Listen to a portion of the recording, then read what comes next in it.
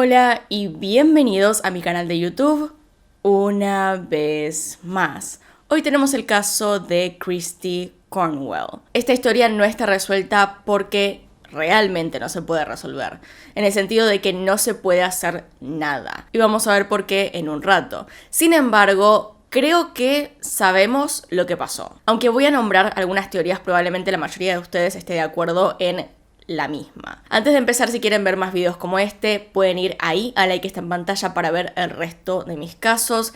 Y acá abajo tienen mis redes sociales por si quieren seguirme en alguna de ellas. Así que sin más, comencemos.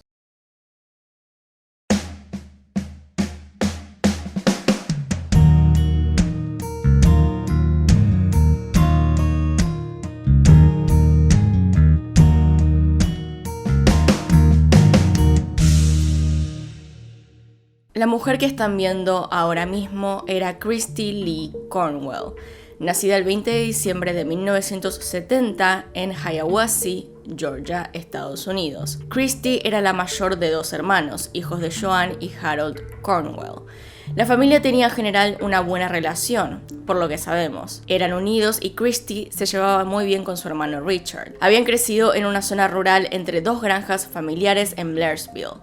Su madre, Joan, era maestra y su padre, Harold, hacía distintos trabajos en las granjas. Blairsville, en el momento de la infancia de Christy, era un lugar muy tranquilo. No pasaban cosas como las que vamos a ver en esta historia, no era habitual. Era ese tipo de lugar en el que los vecinos se conocían, pero también tenían mucho bosque, mucha naturaleza y lugares donde perderse lejos de otras personas. Christy era una persona bastante independiente. Era descrita como compasiva y cariñosa. Sus creencias en ayudar a otras personas la llevaron a ser parte de una iglesia local y participar de algunas misiones. Ella y su familia eran muy creyentes. Luego de graduarse de la Union County High School en 1989, comenzó una carrera en leyes. Además, tomó clases de artes marciales y con el tiempo pudo empezar a enseñar cursos a otras mujeres. También practicaba tiro en sus tiempos libres y era, al parecer, muy buena en ello. A grandes rasgos, podríamos decir que era más que suficiente para poder defenderse sola. Lamentablemente, a veces hay situaciones que no se pueden predecir ni teniendo el mayor de los cuidados o entrenamiento, como los tenía Christy. Durante su vida, hasta los hechos, tuvo 3 matrimonios, de los cuales se divorció en todos los casos. De estas relaciones resultó un hijo llamado Brody. Así como con su familia, tenía una muy buena relación con su hijo, muy cercana. Lamentablemente, para cuando estos hechos ocurren, el hermano de Christy se había mudado lejos de donde crecieron, así que no se podían ver tanto como antes o como querían. Por otro lado, luego de su carrera en leyes, decidió volver a estudiar para convertirse en tecnóloga médica. Quería hacer algo diferente a su carrera de ese momento, ya que entonces trabajaba como oficial de libertad condicional. Con el tiempo quiso volver a mantener alguna relación romántica con alguien, así que a través de internet conoció a un hombre llamado Douglas Davis, con quien después de poco tiempo comenzó una relación. Él era un pastor, así que coincidía bastante con las creencias de Christy y vivía en Atlanta. Que esta era la parte mala, ya que no podían verse todo el tiempo porque era un largo viaje en auto. Poco antes de los hechos, un día lluvioso, Christy se resbaló de unas escaleras y cayó de una manera tan mala que le causó un daño severo al coxis, lo que a su vez le causaba constante dolor. No era un dolor terrible, pero sí una molestia que estaba presente en cada momento de su vida. Pero descubrió que ir a caminar calmaba el dolor. Así que comenzó a hacer eso todos los días. Salía a caminar mientras bajaba el sol o de noche. Es decir, la mayoría de las veces cuando volvía a su casa no había nada de luz. Y les recuerdo que este lugar era rural, que había mucho más campo y muchos más árboles que en una ciudad o simplemente un pueblito y por lo tanto no se veía nada. Todo lo que era zona boscosa al costado de la ruta no tenía luz. Entonces, antes de la desaparición, Christy Cornwell renunció como oficial de libertad condicional en 2002 para ir a la escuela a tiempo completo. Tenía un departamento en Dalton donde estudiaba, pero también vivía con sus padres, especialmente ese verano, ya que se había ido a vacacionar con ellos. Tenía 38 años al momento de los hechos y era madre de un niño de 15 años. Como dije, Christy había comenzado a hacer caminatas sola a una hora que a su familia no le gustaba mucho. Pero también, como se habrán dado cuenta, era una mujer con muchos recursos para cuidarse sola. Y todo ese tiempo en el cual había estado yendo a estas caminatas, no le había pasado nada. Era a tal punto en que todos a su alrededor estaban acostumbrados a que saliera más o menos a la misma hora todos los días de su casa. Tenían la rutina ya hecha. Por otro lado, Christy salía con su celular en un bolsillo y un auricular en la oreja para hablar por teléfono con alguna persona mientras caminaba. A veces hablaba con su novio, Douglas, otras con su mejor amiga, Melissa Camp, y otras con su madre o algún familiar. El tema es que la mayoría del tiempo hablaba con alguien mientras hacía su paseo. Además, compartía su ruta por este mismo teléfono para que le siguieran la pista si algo le pasaba. Eso es lo que ocurrió este día, el 11 de agosto del 2009, el día de los hechos.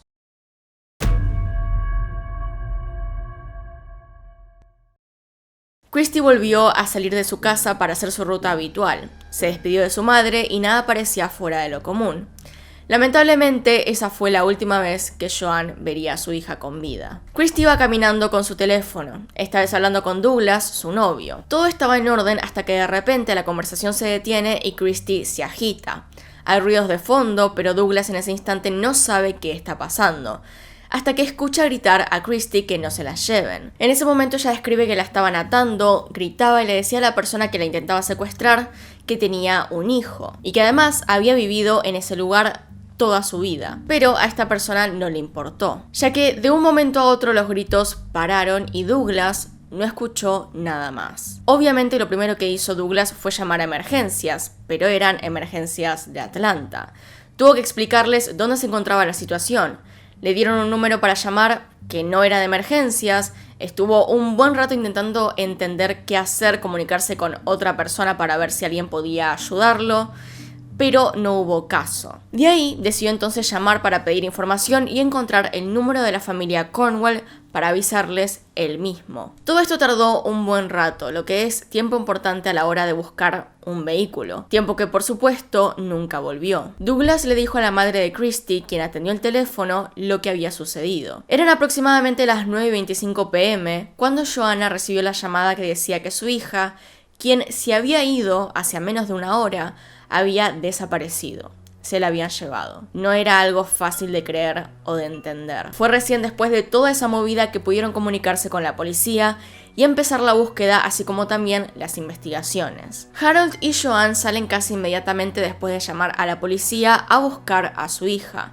Joan va con el auto a revisar el área por donde usualmente caminaba, mientras que Richard y Melissa, su hermano y su mejor amiga, también estaban yendo a buscarla, aunque no estaban cerca de la zona, así que tardaron un tiempo. Sin embargo, para cuando ellos llegan a la casa, Douglas, el novio de Christy, ya estaba en el lugar ayudando a buscar también. Lo peor de vuelta es que es un área rural oscura, no hay casa cerca, no hay pistas y por lo tanto era una búsqueda difícil. Los oficiales le preguntaron a Douglas acerca de absolutamente todo. De si en la llamada hubo información importante, de si ella describió algo acerca del auto o de la persona manejando, cualquier cosa. Lo único que Douglas sabía era que Christy se había puesto a un lado del camino para que un vehículo pasara, y que después de eso comenzó el forcejeo, el ruido y los gritos. Aparte, y porque probablemente se lo están preguntando, no.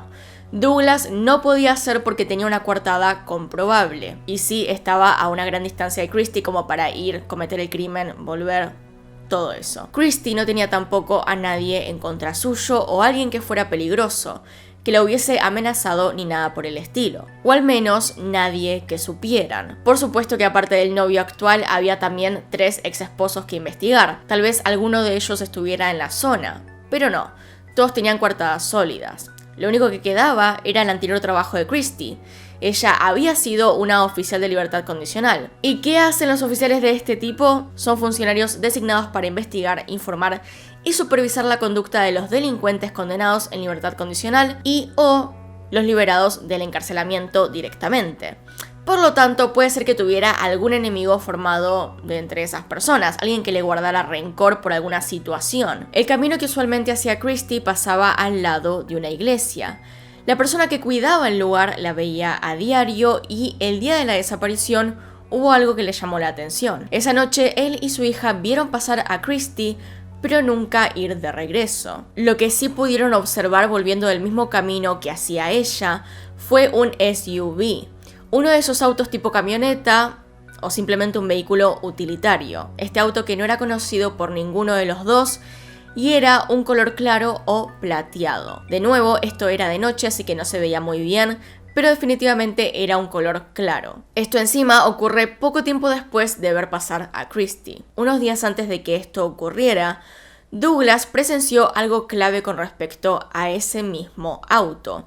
Un SUV, un utilitario pasando por ahí, plateado o de color claro. En ese momento, Douglas había ido hasta la casa de la familia de Christie por la muerte de su abuela, para estar con ella. Pero aparte, como era pastor y la familia era creyente, se sintieron reconfortados. Es decir, más allá de la situación, todo estaba tranquilo, no parecía que hubiese nada extraño alrededor. Entonces Christie y Douglas en ese momento van a hacer esta caminata que ella hacía siempre. Fue entonces al costado de la ruta que se les aproximó un vehículo. Se detuvo cerca de ellos, después dio media vuelta y se fue.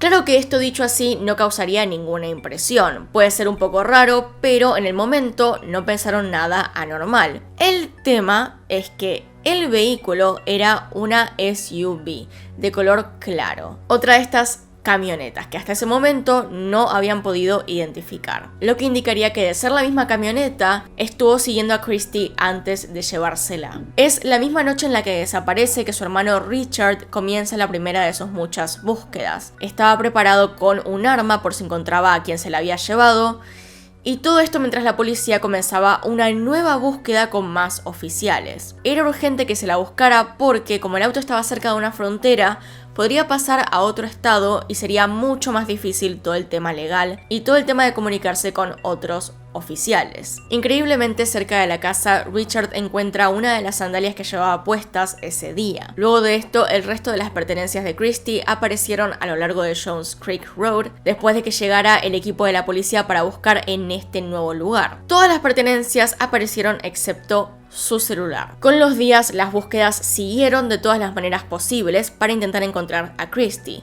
Hasta que el 12 de agosto, a aproximadamente 2 kilómetros, un hombre encuentra el teléfono de esta mujer en su patio mientras lo podaba. El gran problema con este descubrimiento es que el hombre no se imaginaba que podía ser una buena pista para resolver un crimen. Así que a la hora de levantarlo, antes de reportarlo, lo limpió completo. Por lo tanto, no había huellas, no había nada que sacar de ninguna parte, no había ADN, porque estaba bastante limpio. Además, la ruta de donde se tiró el teléfono era perfecta para escapar del condado donde estaban, así que la policía estaba en lo correcto. Para esta persona le era fácil escapar y probablemente ya lo había hecho. La familia Cornwell subastó su casa de vacaciones frente a un lago para recaudar fondos para continuar la búsqueda y llegó a ofrecer una recompensa de $50,000 por alguna información sobre la desaparición. El hermano de Christie, Richard Cornwell, dijo a Good Morning America que los investigadores no estaban seguros de si el secuestro de su hermana fue al azar o si fue un objetivo, que posiblemente tendría relación con su trabajo como exoficial de libertad condicional. La familia de Christie, sin embargo, nunca se rindió. Su padre y su hermano salían una y otra vez a buscarla. Su hermano en alguna ocasión lo hizo con su propia avioneta y su padre lo hacía por auto mientras su madre seguía contactando gente, además de buscar por el camino donde desapareció, teniendo la esperanza de alguna nueva pista. Después de tanto tiempo tratando el caso y de muchas llamadas para entorpecer la investigación, la FBI estuvo a punto de dar por cerrado el caso, pero decidieron continuar, aunque para ese momento las estadísticas de poder encontrarla con vida ya eran prácticamente nulas. Este caso apareció en el programa America's Most Wanted, pero la búsqueda duró apenas más de 2 semanas y se abandonó por no encontrar ninguna nueva evidencia. Una cosa increíble que ocurrió mientras se investigaba el caso en el medio de la búsqueda es que se encontró en el bosque un campamento con carpa y fogata muy parecido a otro que habían encontrado 1 año y medio antes, también en el bosque. Uno que traía recuerdos de un caso aterrador. Resulta que no había con respecto a este campamento ninguna pista de que tuviese algo que ver con Christie, pero había otro caso de secuestro en la zona estrictamente relacionado con este campamento. En el 2008, un año antes a este caso, un hombre llamado Gary Michael Hilton que había llevado a una mujer llamada Meredith Emerson al bosque para después asesinarla donde estaban acampando. Este hombre es conocido por haberle hecho lo mismo a 4 excursionistas entre el 2005 y 2008 hasta por fin ser capturado. Por lo cual, cuando se descubrió este nuevo campamento que este hombre había dejado ahí, cerca de donde Christie había desaparecido, a muchas personas se les cruzó por la mente que pudiera ser la persona que se llevó a Christie. Sin embargo, para ese momento, él estaba en la cárcel, así que físicamente no era posible. Pronto apareció una nueva pista en el caso que fue de mucha ayuda. El 2 de agosto de 2009, una mujer corría por una ruta cercana a la de Christie cuando un auto la golpeó y la tiró al suelo. Lo interesante es que este auto era otro vehículo del tipo utilitario de color claro, como el caso de Christie. Ocurre de noche y por lo tanto era difícil también saber específicamente qué color. Pero se determinó que era un Nissan Xterra plateado, que coincidía con el auto que vio el hombre de la iglesia cuando Christie no regresaba. Entonces, esto pasa unos días antes del caso de Christie. Es el mismo auto y es una situación muy parecida. La única razón por la cual esta mujer se salvó fue porque gritó y justo en ese momento otro auto se estaba acercando. De no ser así, el hombre que conducía, quien ya se había bajado del auto, probablemente se lo hubiese llevado. Lo que más coincidía aparte era que en el caso de Christie, ella había dicho por teléfono que se estaba por correr porque había un auto que quería pasar, supuestamente. Eso era lo que ella había interpretado. Más bien lo que estaría pasando en realidad sería lo que le pasó a la otra chica, que este auto la quería tirar al suelo e intentar llevársela de esa manera. La chica que fue atacada pero logró escapar pudo ver el perfil del atacante, con lo cual la policía pudo hacer un identikit de esta persona. Lamentablemente, por ese lado, ninguna de las personas que estaban siendo reportadas a la policía por ser parecidas dio resultados. Ninguno de estos individuos coincidía con el caso. 2 semanas después, una mujer se contactó con la policía porque reconoció al hombre del dibujo como el que la había atacado 2 meses antes de la desaparición de Christie, otra vez en una ruta. La gran diferencia es que ella sí pudo verlo de frente. Le vio la cara entera y pudo dar datos más precisos para completar el boceto de la persona. Todo esto se conectaba. Era una misma persona intentando secuestrar chicas. Acercándose al aniversario de la desaparición de Christie, las autoridades recibieron varias cartas anónimas que alegaban ser de una mujer que sospechaba que su nieto había hecho algo raro o que era él el que había secuestrado a Christie. En la carta afirmaba que este hombre había ido a su casa la misma noche en la cual Christie desaparece en horas de la madrugada. Lo importante es que había vuelto muy tarde con marcas en el cuerpo y arañazos en la cara. Ella decía que el retrato que habían hecho se parecía mucho a su nieto, quien tenía 27 años y manejaba un Nissan Xterra blanco, con parachoques negro. Pero nunca dio un nombre, no se encontró ADN que coincidiera con alguna base de datos tampoco. Y lo que es peor, cuando se hicieron pedidos públicos para encontrar a esta mujer misteriosa, nadie respondió. Al menos nadie que realmente fuese la persona que estaban buscando. Lo que se hizo entonces fue poner un aviso para encontrar un Nissan Xterra sospechoso. Y se encontró uno. Un tiempo después apareció un hombre estacionado en un Nissan negro amenazando con quitarse la vida. Con el equipo de oficiales ya alrededor suyo para evitar una tragedia, decidió darse un disparo con una escopeta. Ahora, este hombre no era buscado por el caso de Christie, era buscado por otro caso diferente, el de una niña. Había intentado forzar a la niña, que era familiar suyo, dentro de su coche para abusar de ella. Pero no pudo y la niña se escapó. En ese lugar había una cámara de seguridad que lo captó absolutamente todo. Todo. Este hombre que se había quitado la vida era James Scott Carringer. Y aunque quedaban muchas dudas, los investigadores del caso de Christie pensaban que podría tener una conexión. Scott Carringer vivía cerca de la familia Cornwell y había algo aún mucho peor, algo que tenía todo el sentido del mundo. Carringer era dueño de 3 autos.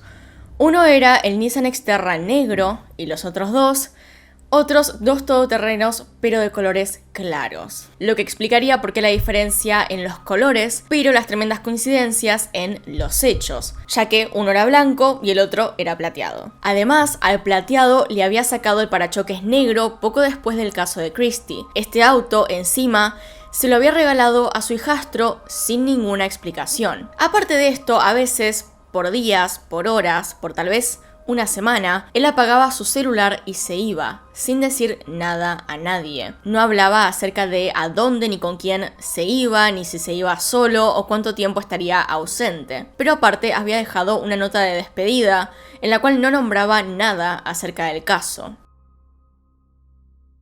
Finalmente, en una de sus caminatas habituales para buscarla, el cuerpo de Christie fue encontrado por su propio hermano, Richard Cornwell, el 3 de enero del 2011, cerca de la casa de sus padres, por donde ella había desaparecido. El portavoz de la Oficina de Investigaciones de Georgia, John Buckhead, dijo en un mail que los funcionarios utilizaron registros dentales para identificar a Christie Cornwell, de 38 años, en el momento de la desaparición. Las autoridades dijeron que el cuerpo de Cornwell había sido quemado, pero no se pudo determinar la causa de su muerte. Los investigadores dijeron que creen que Carringer hizo grandes esfuerzos para cubrir sus huellas, desde alterar y vender su vehículo hasta quemar el cuerpo de Christie y posiblemente incluso enviar una carta falsa anónima, la de la supuesta abuela y su nieto, que resulta que la dirección del sobre estaba en tinta violeta y los investigadores habían encontrado varias lapiceras de tinta violeta en la casa de Carringer después de su muerte, junto con además varias entradas en el calendario de él hechas con la misma tinta violeta. Aunque puede ser una coincidencia, de todas formas es muy raro. La madre de Christie, Joan Cornwell, no quería que esto terminara así, pero al menos le dieron el entierro adecuado al cuerpo. Por fin tienen algunas respuestas, aunque tal vez jamás vayan a encontrar una confirmación sobre sus sospechas. Las autoridades dijeron que el caso sigue siendo una investigación abierta, a pesar de que el principal sospechoso ya no esté. Y de momento no tienen otros sospechosos. Así que teniendo todo esto en cuenta, pasemos a las teorías.